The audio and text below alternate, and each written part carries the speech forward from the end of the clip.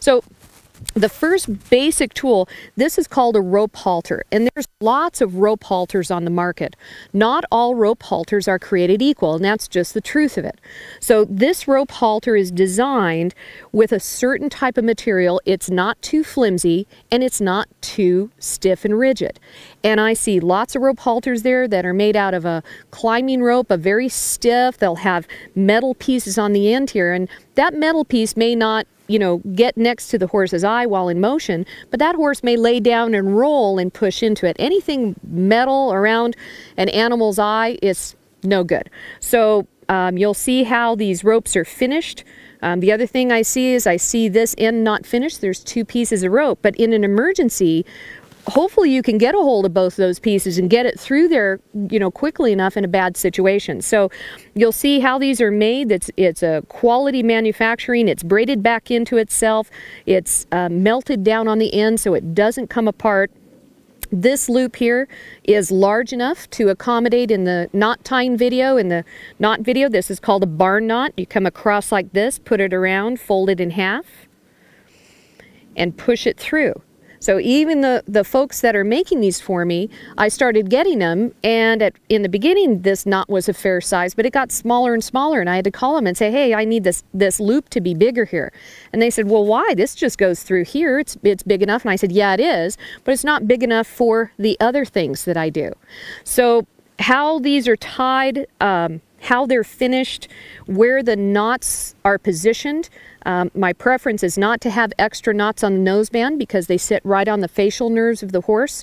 Where these knots sit are in a comfortable place on the horse. Unless the horse pulls, if the horse starts putting resistance, then that knot rolls across the facial nerve, discouraging the horse from pulling. But the moment the horse gets back into the middle, it's in a comfortable place.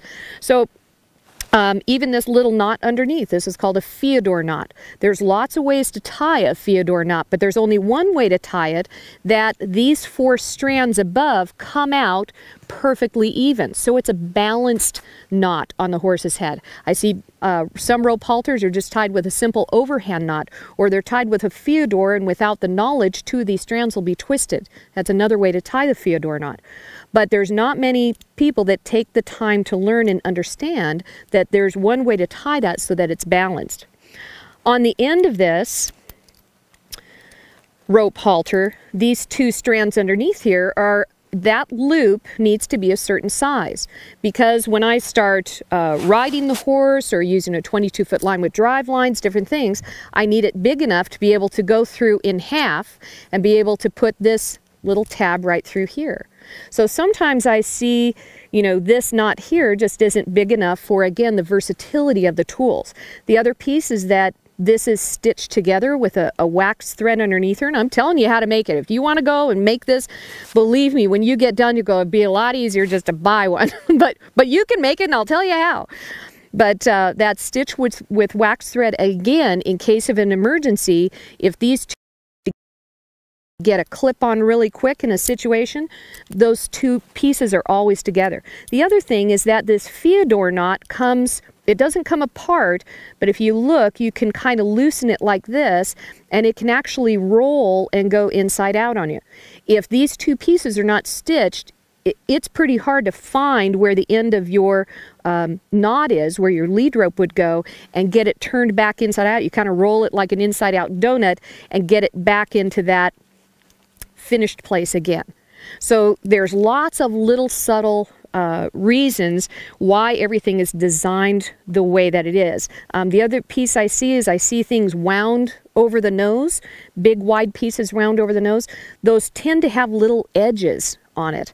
And again, it can be pretty abrasive on a horse's nose. I want that horse, when the horse is doing the right thing, to have it be as comfortable as possible, but as thin and uncomfortable, so when the horse is pushing into that steady pressure, that it would encourage them to want to get back into the comfort again.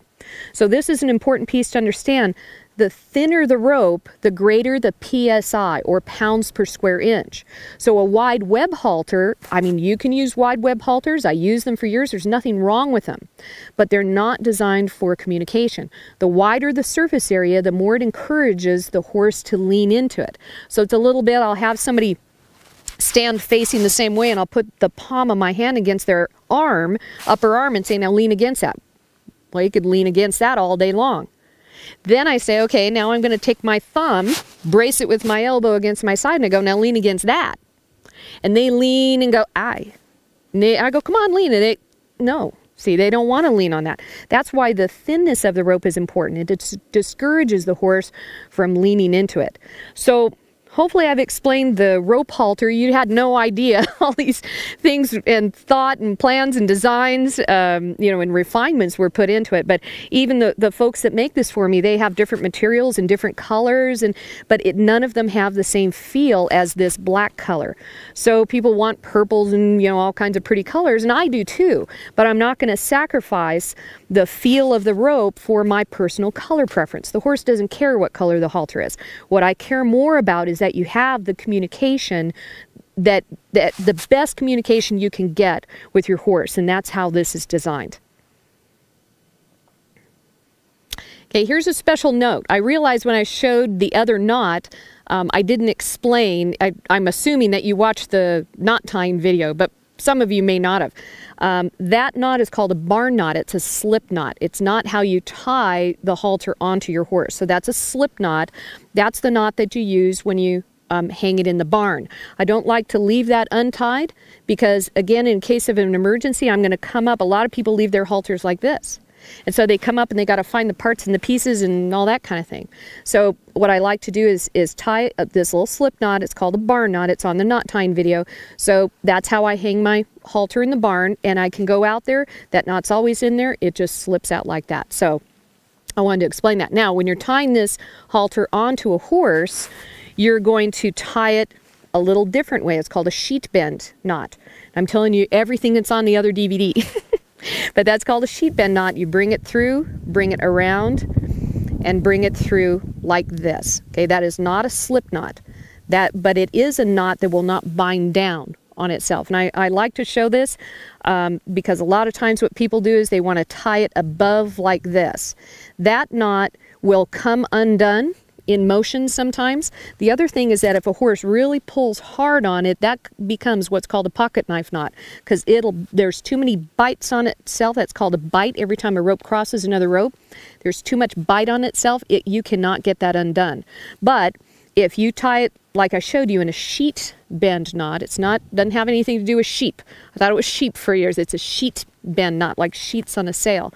But it comes through and comes around down below on that loop. If a horse pulls really, really hard, gets in a wreck or something like that, it can be bind down really tight, but you can still work it out because it's wrapped around this loop right here. Okay? So